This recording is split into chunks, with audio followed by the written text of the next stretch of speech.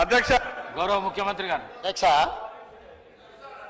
ఇప్పుడు 9.5 సంవత్సరాలు మంత్రిగా చేసిన మా తాతలు నేతులు తాగిండ్రు కాబట్టి మీరు మా మూతులు నాకండి. ఇట్లాంటి అర్థం పర్థం లేని చర్చలతోని ప్రయోజనాలు లేదు అధ్యక్ష. అధ్యక్ష, ఇప్పుడు ఈ డాక్యుమెంట్ ఏదైతే ఉందో ఇది అఫీషియల్ వెబ్సైట్లో లేదు అధ్యక్ష. తెలంగాణకున్నది టీజీ ఆన్లైన్ వెబ్సైట్ అధ్యక్ష.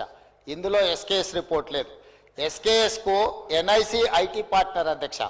ఎన్ఐసి వెబ్సైట్లో కూడా ఈ డేటా డాక్యుమెంట్ లేదు. ఈ డాక్యుమెంట్ ఎక్కడ ఉంది అధ్యక్ష?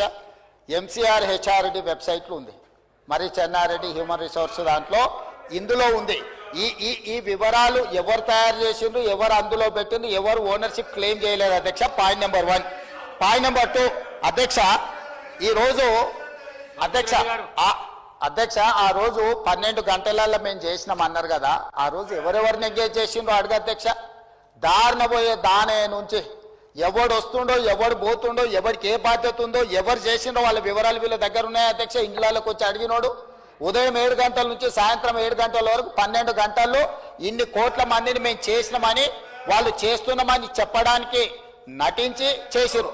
ఇవాళ మేము పకడ్బందీగా చేస్తే ప్రధాన ప్రతిపక్ష నాయకుడుగా ఆయన 9.5 సంవత్సరాలు మంత్రిగా చేసిన ఈయన ప్రభుత్వం మీద నమ్మకం లేదంటే ఇదే ప్రభుత్వం ఈ సభను ఏర్పాటు చేసింది, ఇదే ప్రభుత్వం ఈ సభలో డాక్యుమెంట్ పెట్టింది.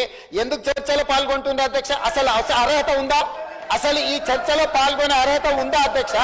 ప్రభుత్వం మీద నమ్మకం లేదని ప్రధాన ప్రతిపక్ష నాయకుడు ప్రభుత్వం మీద ప్రజాస్వామ్యం మీద నమ్మకం లేదని సభలకు రాకపోను వచ్చిన ఆయన బర్తగించి మాట్లాడుతుంటే నేను ఒక్కటే మాట చెప్పదలుచుకున్నాను అధ్యక్ష.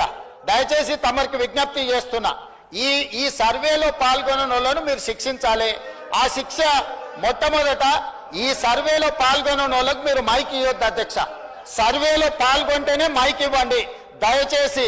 ఎవరైతే ఈ సర్వేలో పాల్గొనలేదో, ఈ సభలో మాట్లాడే అర్హత లేదు, వాళ్ళకు దయచేసి తమరు మైక్ ఇవ్వద్దని అందరు సభ్యుల తరఫున నేను మీకు విజ్ఞప్తి చేస్తున్నా అధ్యక్ష.